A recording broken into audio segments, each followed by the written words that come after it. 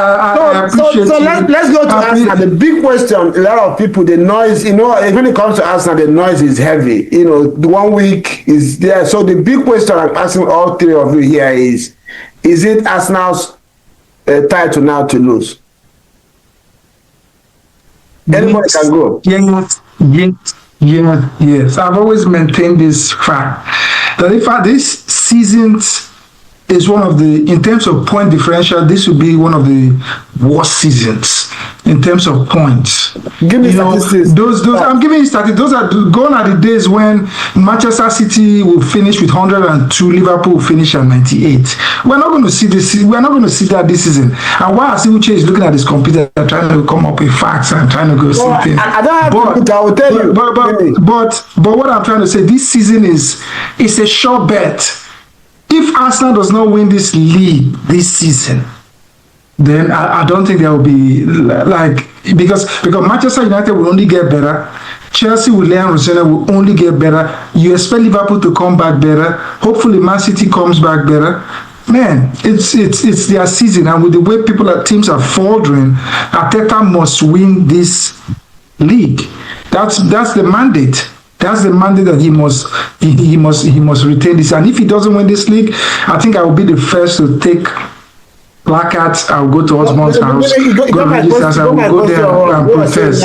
My question is, based on the way the league is looking, form, tactics, everything, is it Arsenal's league?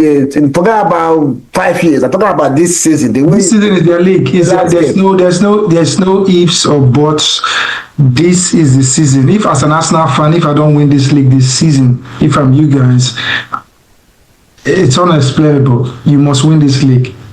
Anything outside winning the league, to me, will be a total failure for Arsenal. Uche, what will stop Arsenal and what will give them this league this season? Talking from Arsenal perspective, not what other people are doing. Well, the only thing that can stop Arsenal right now is Arsenal, and because we've seen a very great injury wave and we saw it through. We rode the wave and we are coming out the other side great. I would also say that it's looking more like our league to win. It might get to a point where Arteta might need to be pragmatic. So let's say we're having very tough fixtures at some point. It will get there where we have UCL with stronger boys, for instance, stronger teams. Arteta need to now decide, am I going for all this trophies or what is my main aim? But I think it's Arsenal is in a better position to win the league. And I'm just reluctant to say we will win the league or Arsenal will win the league just because of that 3-year shock that we've received or 2-year shock that we've received. But some things I want to address before I pass it on to you is, I hear Nimi say come back better, other teams will. Arsenal have been doing this for 3 years, so it's not a concern. If every other team will come back better next season, Arsenal will come back better next season. So I don't think that is an analysis that, I think it begs the question to say that. So the next make sense. The next man, we get sense. Forget I have to use pidgin English. You're a very smart guy, Joe. Yeah, well, sorry. I appreciate that. But one thing that you said again was a more blanket statement than saying that, if Arsenal, it will be the worst. I love when people use stuff like that. And you were right, I was looking at my computer because 1996, 1997, Manchester United won the league with 75 points. So I was going to tell him. And it's easy to say worse or no worse. To be fair, if Arsenal wins the league by only scoring corner kick goals, I'll be everywhere shouting at the top of my voice. I'll be at the Emirates shouting at the top of my voice.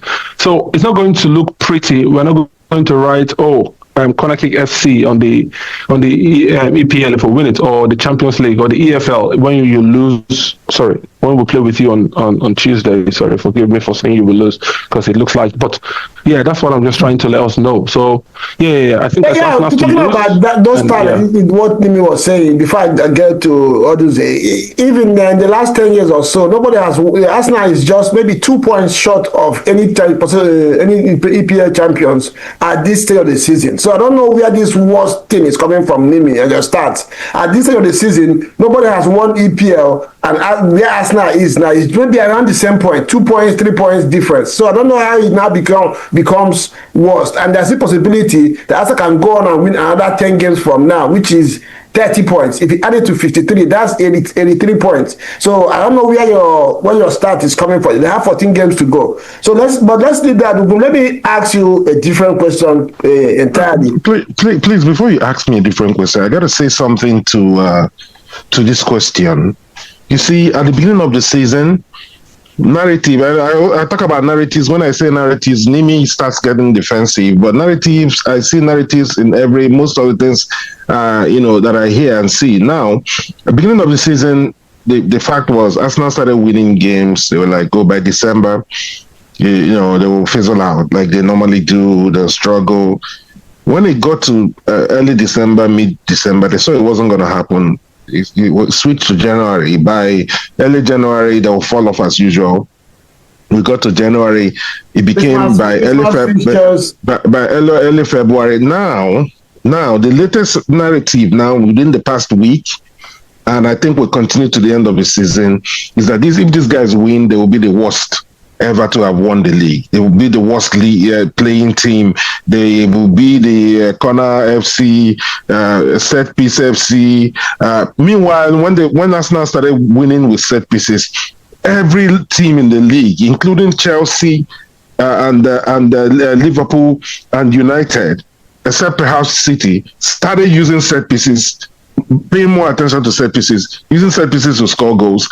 Now, the new narrative is there will not be Nimi is putting pressure on himself, saying he's putting pressure on us now. It's either they win or they'll never win, which was why I agree with Uche. If they don't win this season, I said this in our show last December. Remember, if they don't win this season, they'll be back. We'll go again next season. We'll go again next season. Just like every team. Talking about narratives. Yes. Before this season started, they said Arsenal will not be in the title race this season because after 3 years of trying, the players will get mentally tired and all that. That's right. They'll start leaving for other clubs. Narrative last year and this season. So yeah, I'm with you there. So the point I wanted to ask you was, Mikel Merino is injured at the moment, and I hear Uche talk about Diame, if anything goes wrong, take another person, fix it, keep it going. City has done the same thing. They've gone and signed 2 players this January with all the squad they had at the beginning of the season. What do you do if you're Mikel Arteta? Find somebody in the short run to plug that gap, or just try to ride it the way I've been riding it all season? Excellent question. I actually called an Arsenal friend of mine, a colleague, friend of mine, to ask him this question because the guy is quite knowledgeable and smart. I asked him this question: what do you do? I think we should go to the market. He was vehemently against going to the market to look for any player. Reason being that Kai Havertz is back, and my opinion was that we are not giving Merino the recognition and credit he deserves for what he has brought to the squad. Many people just still fling him aside and think he's someone that can be easily replaced and all that. And I feel like what he offers in the final third, especially inside the 18-yard box, I would take Merino right now, give him an opportunity and give Gabriel Jesus an opportunity. I will rate Merino higher in converting that chance and putting it in the net more than Gabriel Jesus. That's personally how I see it. But again, Gabriel Jesus is a striker, I agree. Merino is a central midfielder that's very potent. But I think for this particular team, he is almost invaluable. Which is why I think there'll be a void, big void. But then I also agree that going into the market, you cannot find any Merino elsewhere, really. There's no guy in his mold, the way he operates and what he brings to the team that you can easily get to replace him with. And the best have to settle into the system as well. Yes. So fortunately, I am so delighted that Kai Havertz is back. Kai brings unique qualities, some of them a bit like Merino, in being able to knit our team together closer to that 18-yard, that final third. And I think this is where we also need to bring in Eberechi Eze. Eberechi Eze is not just a good attacking midfielder. He's also very potent around the 18. He knows how to, play shots. He knows how to give passes. He's a very effective player closer to the 18-yard box. I think it's him and Kai, between both of them, they can fill that gap for us. So, Uche, let me ask you two questions. You might react to that question as well. I don't know what your perspective is on it. But another one is, why do you think Leeds United was easy or looked very easy? Arsenal was in total control for 90 minutes, got 4 goals, and wrapped up business very quietly and easily. I like when people use easy after the fact. Before the game, no one said it would be an easy game. I did. Remember, you did. Most of the rival fans, you're going back to Ellen Road. It's going to be tough. But the thing is, we played well. The team has always bounced back most times when you see this block of run of form that is terrible. Whenever we have that, remember last 2 or 3 seasons, we went to Dubai, we came back and we pick it up there. So we've always done that. So when we ride that block of games where we're terrible, we'll come back better. But I also felt like there was a new energy, there were some decisions Arteta took that I enjoyed, and from the Kairat game, I could see that overflowing into the late game. Bringing Kai Havertz to become the fulcrum in a way, like Odun said, to connect the team was great. Watch the goal for Gyökeres. He got the ball, he gave the kind of pass he will have wanted as a striker. And Gyökeres ate it. Did a good ball, played it, and got the goal. So putting Odegaard on the bench, Odegaard understood that it's great. Odegaard is very important in our defensive transition. He presses well, he recovers, but sometimes when we're looking for a goal, we need you closer to the goalpost. And that's why we say we need Eze. So I felt it was a statement to put Odegaard on the bench. When Odegaard came in, he was almost all his passes were forward passes. One touch, link up, forward passes, goal. He gave the assist for Gabriel Jesus. He gave the free assist to Martinelli. That crossed the ball for Gyökeres goal. So I think very importantly there were some tactical shifts and energy breathed into the team. And Leeds United again is an attacking. They want to win too. So when you attack Arsenal, if you come out to attack Arsenal, you will suffer. And if you sit low block, that's when Arsenal struggle a bit. So I felt those were the things that played into the hands of Arsenal. And before we move, let me react to that. Whether should we go into the market and get a player? I agree we shouldn't go there. We have a lot of players that have not been playing. Nogard has been sitting. Eze has been sitting. So if you bring a new player, they want to play over Eze or play over Nogard, this will cause disruption to the team. People will feel like they are not appreciated. I'd rather see you bring a young academy boy, put him on the bench to just fill the numbers and play them. Look at what we've done. For instance, against Kairat, we played 2 of our academy boys that have been there since the age of 8. I was talking to someone and I said to the person, Arteta is telling people, young boys that have left Arsenal, you're living at your own detriment and making boys stars here. So most of our academy boys will want to stay. So that's what I would prefer he does and go to the market. To end the show, Nimi, last weekend you came in here and Arsenal will implode. Will Arsenal still implode? You got to put me correctly. I never came out explicitly saying Arsenal. I never came out explicitly to say Arsenal will implode. I say as the season goes. No, you said it. You said you see an implosion. That the last 3 games Arsenal has not won. That it has started. That from now to the listen, we still have 14 games. We still have 14 games to go. You guys are always like lions. Like we've been doing this for over 4 years.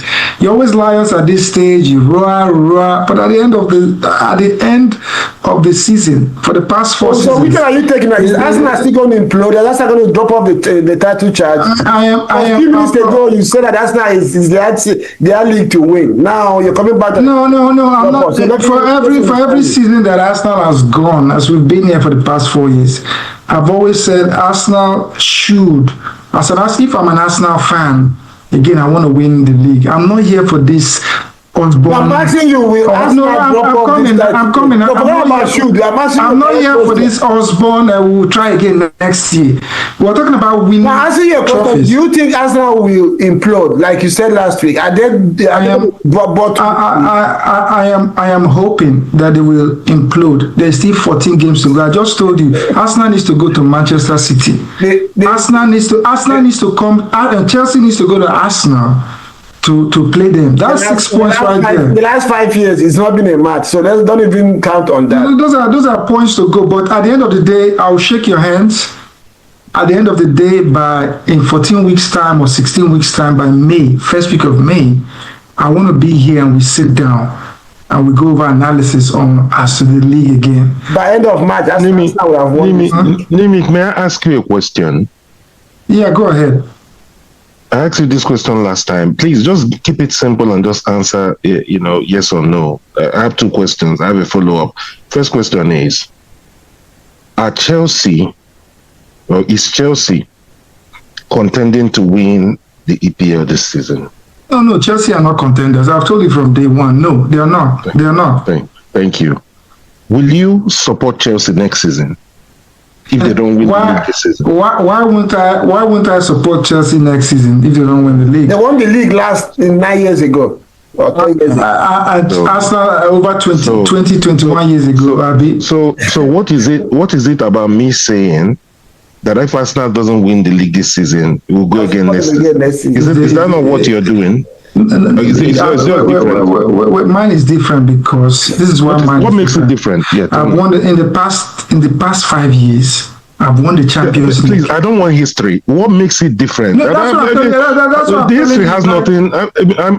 My support for my club has nothing to do with history. Well, you support a club. We don't have the. And you're talking about 5 years ago. This season. We know we 25. If it don't go this route,